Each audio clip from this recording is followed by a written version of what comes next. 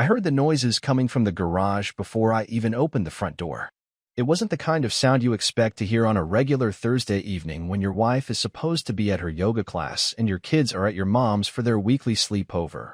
It was rhythmic, like a dull thumping against metal, followed by a faint laugh. Not the laugh of someone watching a funny video or remembering a joke, but that low, breathy kind of laugh that makes your skin crawl when you don't know the reason for it. I remember standing there with my hand still on the doorknob, the grocery bag dangling from my other wrist, heart starting to race not from suspicion, but from a gut instinct that something was terribly wrong. I wasn't supposed to be home this early.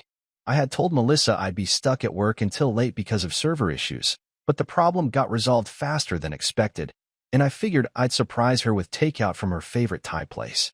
That's the kind of husband I was, always trying to do something thoughtful, even when it went unnoticed. As soon as I stepped inside, the laughter stopped, and the house fell into that weird, heavy silence that doesn't feel peaceful but like something was just interrupted. I called out her name casually, like I hadn't just heard something I wasn't supposed to. Mel? No answer. I slipped off my shoes and walked quietly through the hallway, past the framed photos of our wedding, our trip to Bali, the kids' Halloween costumes from last year. All of it suddenly looked staged, like props from someone else's life. I moved toward the back of the house, where the door to the garage stood slightly ajar, the light inside still on. I pushed the door open and stepped onto the cold concrete, the grocery bag still in my hand, and that's when I saw it. At first, I didn't process what I was looking at. There was a folding chair in the middle of the garage, the kind we only ever pulled out for barbecues. And on it was Melissa, in a position that left nothing to the imagination, half-dressed, flushed, and not alone. Across from her, leaning against the workbench like he owned the place, was our neighbor, Kyle, the same guy who asked me to borrow my pressure washer 2 days ago. The same guy I waved to every morning while he watered his lawn shirtless like he was auditioning for some low-budget soap opera. Melissa didn't jump or scream. She didn't even flinch.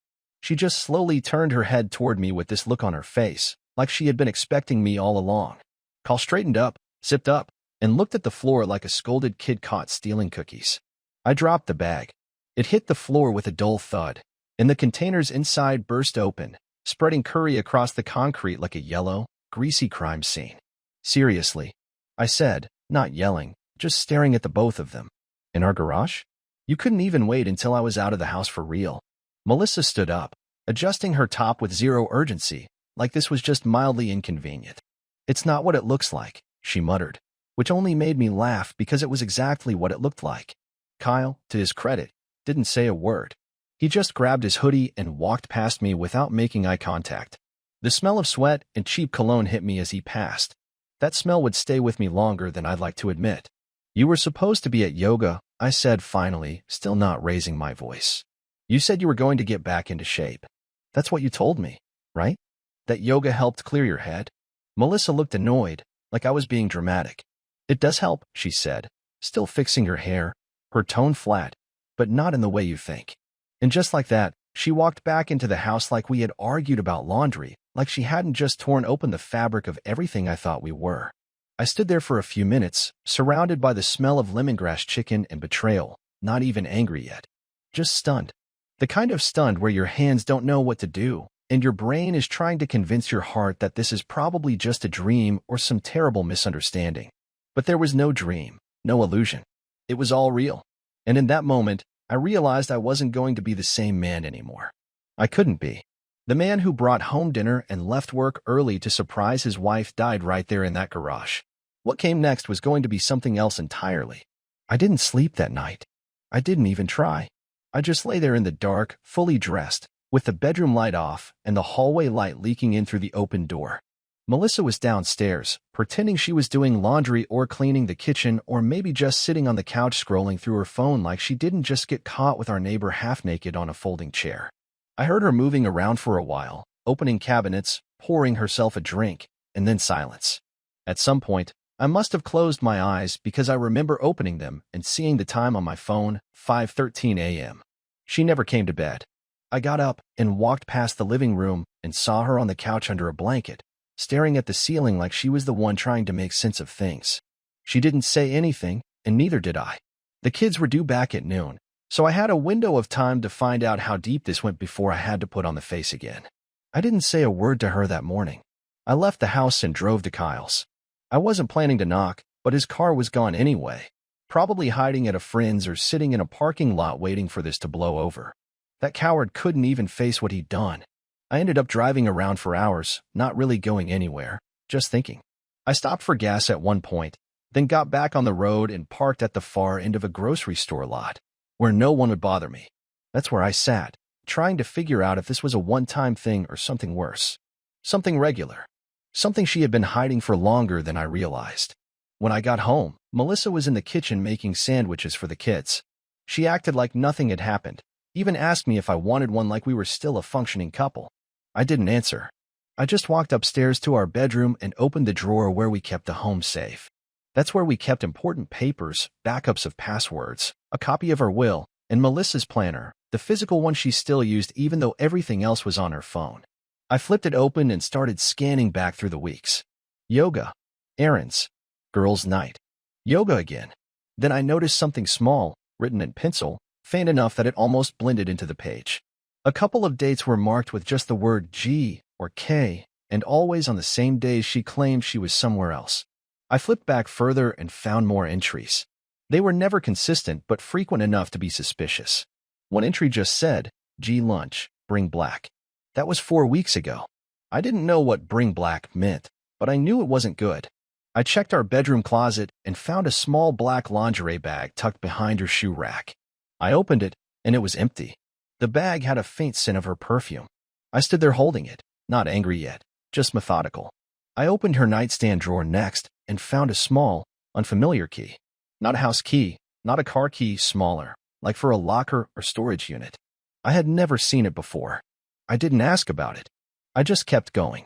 That night, after the kids were asleep, I sat across from her at the kitchen table. She knew something was coming by the way I looked at her. How long? I asked. She didn't ask what I meant. She didn't need to. She blinked a few times, like she was calculating how honest she should be. It wasn't planned, she said, like that mattered. It just happened. Once. She looked away. How long? I repeated. She sighed. 3 months. I nodded, trying to process the timeline. 3 months. 3 months of pretending, of fake conversations and fake kisses goodnight. 3 months of putting my arm around her during family movie nights while she smiled at me knowing she was hiding something. I didn't yell. I didn't throw anything. I just sat there and stared at the person I thought I knew. The silence between us felt louder than anything she could have said. It didn't mean anything, she said finally, like that was supposed to make it easier. I laughed, not because it was funny, but because it was such a ridiculous thing to say. Then why did it keep happening? I don't know, she said, and that was the first time I believed her. I think she really didn't know. She just did it because she could. You were never going to tell me, were you? She shook her head. I stood up and pushed the chair in gently. I'll sleep on the couch. I'll go, she said. I looked at her and said, no, you'll stay. You're going to sleep in our bed, and you're going to stare at the ceiling the way I did last night. You're going to hear every sound this house makes and wonder if I'm still in it. She didn't respond. She just sat there while I grabbed a blanket and headed for the living room. I didn't sleep, again. Not because I couldn't, but because I didn't want to. I needed to feel everything. I needed it to hurt so I wouldn't forget what she did, not now, not ever. The next morning didn't feel like a new day. It just felt like the same mess continuing in a different set of hours. I heard her walking around upstairs, getting dressed like she always did, using the same curling iron, spraying the same scent, brushing her teeth while humming some generic pop song. She even whistled while making coffee, and I sat in the living room listening to it, feeling my chest tighten more with each second. She was acting like everything could still be normal if she just stuck to her routine, as if routines were stronger than what she had done. She didn't say anything to me when she walked past on her way to work. I didn't look up, just heard the keys jingle and the front door shut. It was the first time I felt truly alone in that house, even though I'd been surrounded by silence since I caught her. By the time she came home that evening, I was ready. I had called in sick at work and spent the whole day thinking about every question I hadn't asked yet and every word I hadn't said the night before. When she walked through the door, she looked surprised to see me still there. "You're not at work?" she asked, setting her purse down. "No," I said, keeping my eyes on her. "We're going to talk now." She didn't move at first, then she sat down at the edge of the couch like someone waiting for a punishment. I sat across from her in the recliner, not because it was more comfortable, but because it gave me a better angle to look directly into her face. I want to know how it started, I said. And I don't want the version you practiced in your head. I want every detail. She took a deep breath and folded her hands in her lap. It was when you were traveling for that software training last October. I ran into him at the hardware store. He was buying supplies for a project and asked me if I wanted help fixing our fence. I didn't say yes right away, but 2 days later, he showed up with tools and started working on it. And you let him? I told him he could come by during the day when you were gone. I thought it would be easier. You thought it would be easier to sneak him in instead of hiring someone? I didn't plan it like that. It just felt harmless at first. He came over a few more times, we talked, he joked around. Cut to the part where you let him touch you.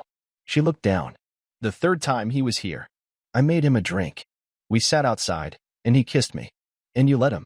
I didn't stop him. I leaned forward. So you invited the guy into my house while I was working my ass off for us, and you offered him drinks and sat close enough for him to kiss you. That's not an accident. That's not something that just happens. She looked like she wanted to argue, but she didn't. I don't know what to say. Try sorry. I am sorry. I didn't think it would go that far. But it did. More than once. She nodded. How many times did you sleep with him? 5. And each time, you knew exactly what you were doing? Yes. There was no shouting. I didn't raise my voice, didn't throw anything or break down. I wanted to.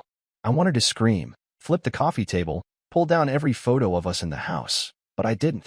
Instead, I stayed calm because I needed her to see how focused I was. I wasn't lost in my emotions anymore. I was gathering facts. You risked everything for 5 afternoons with the neighbor, I said.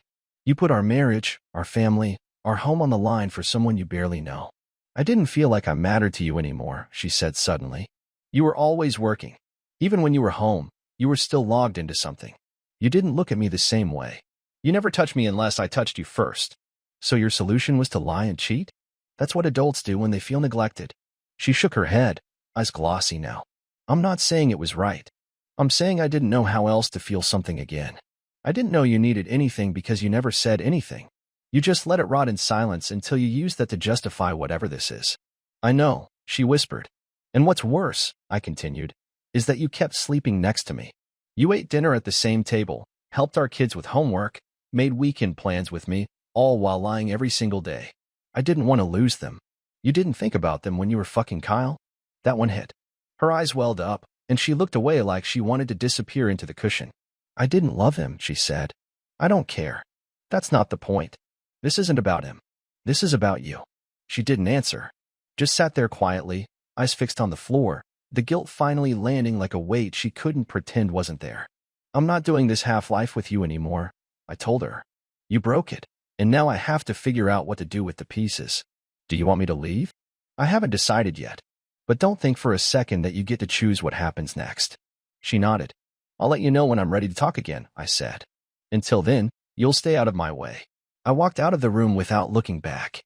I heard her sobbing quietly, but I didn't stop. I wasn't there to comfort her. Not anymore. I didn't plan revenge in a single sitting. It wasn't like I woke up the next day and suddenly wanted to ruin her life. It started as a need to make her feel the weight of what she had done, not through screaming or throwing accusations, but in a way that would stick. She had humiliated me in my own home, with someone who lived a few doors down, someone who I had shared drinks with at the last block party. It wasn't just betrayal. It was disrespect that came with confidence, the kind you only have when you believe the other person will never find out or won't do anything even if they do. She thought I was too passive, too rational, too invested in appearances. And maybe I was. But not anymore. I started small. She kept the tablet synced to her phone through the cloud. It was mainly used by the kids to watch videos or play games, but she had forgotten to unsync her gallery. I backed up every photo, every selfie she had sent him, every message notification that still popped up in previews. I didn't go digging into her phone again. I didn't need to. I already had enough. I created a private drive, encrypted and timestamped, organized by date and detail. I wrote a simple statement and attached the images, something cold, factual, and impossible to refute. I printed the package, sealed it in an envelope, and dropped it into the mailbox of Kyle's wife. Yes, the man she was sleeping with had a wife of his own, something Melissa forgot to mention during our conversation. I had seen her once, maybe twice, always with their toddler in tow. Quiet, polite, The kind of woman who waves and smiles but stays out of neighborhood gossip. She deserved to know. The next step was practical. I opened a separate bank account, moved half of the liquid savings we shared, and rerouted my paycheck. Legally, I was allowed to do that. I canceled the joint credit card and left her with her own. I started keeping receipts for every shared expense and stopped contributing to anything that wasn't for the kids or directly tied to the mortgage. I didn't tell her I did any of this. I wanted her to feel the slow, creeping discomfort of losing control over the life she thought she had secured. She would notice when the bills came in. She would notice when her card was declined. And when she asked me about it, I would be calm, like she was when she stood in our garage half-naked while I walked in with dinner in my hands. I also began to document everything. Not for drama, not for some courtroom scene, but because I needed to be prepared for whatever came next. I scheduled a meeting with a lawyer I found through a referral. I laid out everything: timeline, evidence, accounts, assets, custody options. He was efficient, direct, and didn't seem remotely shocked by any of it. I liked that about him. He didn't flinch or offer sympathy. He offered results. He told me what I could do, what I should wait on, and what would give me leverage if things turned ugly. That was exactly what I needed. At home, I didn't change my behavior drastically. I was polite. I ate dinner with the kids, asked about their day, watched TV with them while she stayed in the other room. I made it look like we were working things out, that we were just going through a rough patch. But she knew. She saw it in the way I no longer looked at her when she spoke, in the way I never asked where she was going or when she would be back. The indifference bothered her more than anger ever could. She tried to reinsert herself into our routines, started cooking more, made plans for us to do something as a family, but I always had something else to do. Every excuse was real. I just stopped prioritizing her. She noticed. And that's when the guilt started to eat at her, not because she regretted what she did, but because she finally realized she wasn't the one in control anymore. One night, I came home late after meeting with the lawyer again. She was sitting in the kitchen with 2 glasses of wine, like some awkward attempt at reconciliation. I walked past her and grabbed a water from the fridge. "I thought we could talk," she said. "I already did," I replied. "I mean, really talk. No yelling, no blame. There's no need. I already got everything I need." "What does that mean?" she asked, clearly unsettled. "It means you should stop pretending this is your story to write. You made your move. Now I'm making mine. You're not being fair. You weren't either, but I didn't get a vote back then." She looked like she wanted to say something else, but nothing came out. "That's how most of our interactions went now," she initiated. I ended it. It wasn't out of cruelty. It was strategy. She had taught me what silence could do, and now I was using it better than she ever had. 2 days later, I watched from the porch as Kyle's wife packed up her car. Their toddler was buckled into a car seat, and there were suitcases in the back. She didn't slam the door or cry. She just left. Kyle wasn't home. I didn't know where he was, and I didn't care. I went back inside without saying a word, knowing the dominoes had started to fall. Melissa didn't ask about it. She knew. And that knowledge, that quiet understanding between us, was more satisfying than any confrontation could have been. 3 weeks after the day I walked into that garage, the weight of everything finally caught up to both of us. The house had settled into an unnatural rhythm, the kind you only notice when it doesn't fit. We moved through the same spaces without speaking unless the kids were present, and even then, we stuck to the script. Homework, dinner, dishes, bedtime. Every night we closed the doors to our separate rooms like strangers who just happened to share a hallway. I had planned to wait longer before initiating the final conversation, but something about the way she was acting that evening made me realize she was already breaking under the pressure of pretending. She burned the rice, forgot to thaw the chicken, and for the first time in years, she didn't even try to cover up the mess. She just sat at the table, head down, shoulders stiff, like she was waiting for something she knew was coming. "I think we're done," I said, standing in the doorway of the dining room. She didn't look surprised. She nodded slowly, like she had rehearsed this moment 1,000 times. "I figured," she said. "I just didn't know when you'd say it. I didn't want to do this in front of the kids. They're staying at my sister's tonight, so this is the time." She looked up, finally making eye contact. Her face looked older than it had a month ago. "Do you want me to move out?" "No," I said. "I'm filing. I'll move into a short-term rental as soon as it's finalized. We'll split custody. I'm not dragging the kids into a back-and-forth war. Is there anything I can say to change your mind?" "No." She blinked slowly and folded her hands on the table. "I thought maybe you'd eventually come around." "I did." Just not the way you hoped. I've been trying. I've been doing everything I can to fix what I broke. You've been doing things to make yourself feel better. That's not the same. She flinched a little but didn't argue. I don't love him. That wasn't the point. You think that matters? You think that makes it easier for me to accept that while I was paying the mortgage, you were sneaking around with someone who couldn't even keep his own family together. I wasn't thinking about the future. I just needed something that wasn't this. What you needed was to say something. One word. One honest sentence. But you didn't. You made your choice, and now I'm making mine. I've been with you for over a decade. We've built everything together. And you threw it away for a few afternoons of pretending you were someone else. You didn't cheat because I was distant. You cheated because you thought I'd never leave. She didn't respond. Her eyes were wet, but no tears were falling. She wasn't sobbing. This wasn't an emotional breakdown. This was the slow realization that she had already lost something permanent, and there was nothing dramatic left to say to stop it.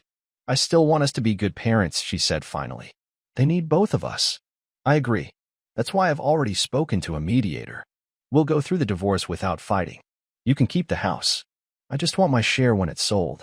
She leaned back in the chair, I searching my face for some sign of hesitation. So that's it. That's it. You won't even try to fix it? Why would I fix something you've already replaced?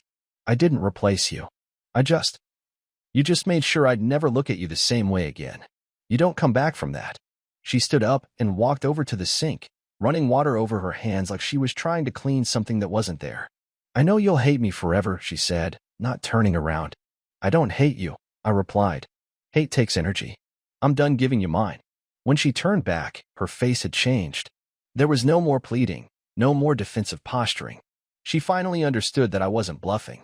I wasn't using anger to scare her into an apology. I was finished. The only part of me that still lived in this house was the part that needed to make sure the kids were okay. You used to say I was your best friend, she said. And you used to act like it. The room stayed quiet after that. I left her standing in the kitchen, the same place she stood when she smiled and told me she had a surprise dinner planned for our anniversary last year, which turned out to be takeout she forgot to order.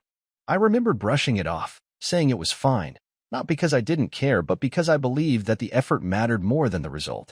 Now I saw that moment differently, just another instance where she showed me who she was becoming, and I chose not to see it. That night I slept in our bedroom for the first time in weeks. She didn't knock. She didn't come in. She just left me alone with my thoughts, which was the only honest thing she had done since this whole thing started. 3 months after filing, I sat across from Melissa one last time in the mediator's office. The paperwork was done, the terms had been finalized, and we were only waiting for the final signatures. There was no shouting, no arguing, no emotional outbursts. We were both too tired for that, and honestly, I had nothing left to give emotionally. The mediator, a thin woman in her late 40s with a calm voice and efficient posture, went through the remaining sections like she had done it 100 times before, which she probably had. Melissa nodded when she needed to, asked a question or two about the kids' visitation structure, then signed her name without hesitation. When the folder was slid to me, I didn't pause. I signed the last few pages, closed the folder, and leaned back. That was it. 12 years reduced to 2 sets of initials and a typed agreement. Afterward, we stood outside the building in awkward silence. It was overcast, the parking lot was mostly empty, and I had parked on the opposite end from her. I didn't know why I lingered, maybe habit, maybe curiosity, or maybe just the need to say something final that hadn't been said yet. Melissa looked over at me, arms crossed, not defensive, just holding herself together. I know it doesn't mean much now, but I am sorry, she said. I know you are. But sorry doesn't fix anything. I wasn't looking for a fix. Just wanted you to hear it. I did, I said. That's enough. She nodded slowly and looked down at the ground. The kids keep asking if this is their fault. I told them it wasn't. And I'll keep telling them that. They're going to hate me eventually, she said, her voice low. That's between you and them. You'll have to rebuild that in your own way. I never meant to hurt them. But you did. Not by leaving. Not by divorcing. But by lying. They can feel when something isn't right, even if you think you're hiding it. She didn't argue. Maybe for the first time since this started, she accepted something without trying to explain it away. I appreciated that. I'm not going to badmouth you to them, I added. You're still their mother. But I'm not going to lie either. If they ask questions, they'll get the truth. I don't want to be the villain in their lives. Then stop acting like the victim. That's how you become the villain. She looked at me with a flicker of recognition, Like she finally understood what I had been trying to communicate the entire time, not through arguments or silence, but through action. I had already moved out. I had set up a modest apartment on the other side of town, furnished it just enough to be functional, and left it deliberately plain. I didn't need comfort right away. I needed distance, simplicity, something that didn't remind me of what I had walked away from. Melissa didn't follow me. She didn't show up unannounced. She didn't flood my inbox with apologies or late-night guilt. She respected the space, maybe because she realized pushing further would only make things worse for her with the kids. They adjusted faster than I expected. Kids are good at surviving change if the adults don't make it harder. I made sure to be present, focused, and predictable. No drama, no manipulation, just consistency. That was what they needed, and that was something I could still give them. I didn't feel proud of what had happened. There was no sense of triumph or satisfaction, just relief. The kind that comes with knowing that the worst part is over and the rest is manageable, even if it's not easy. I didn't seek revenge anymore. That part of me had gone quiet. Not because I forgave her, but because it no longer served me. Holding on to the anger wouldn't rebuild what she had destroyed. It would only weigh me down while I tried to build something new. There were moments when I missed the version of her that existed before everything fell apart. The one who used to fall asleep on my chest during movies, who left notes in my lunchbox, who made bad pancakes on Sunday mornings. But those moments weren't real anymore. They belonged to a life that stopped existing the day I walked into the garage. That life was over, and clinging to it was like chasing smoke. You can reach for it, but it never stays in your hand. In the months that followed, I focused on getting better, not in the self-help, inspirational sense, but in the real, boring, necessary way. I woke up early, worked out a little, took care of responsibilities, showed up for the kids. I didn't dive into new relationships or try to fill the silence with someone else's voice. I needed to hear my own again first. That's what Melissa had failed to do. She tried to fix the void with distraction. I decided to face mine. I still see her during handoffs and school events. We're polite, even friendly on the surface. The kids deserve that. But underneath, there's a quiet distance that we both understand isn't going away. It's not bitterness. It's just the reality of what happens when trust is broken so completely that nothing underneath survives. Some people say time heals everything. I don't believe that. Time just gives you enough space to stop bleeding. The scar stays. You just learn how to move around it.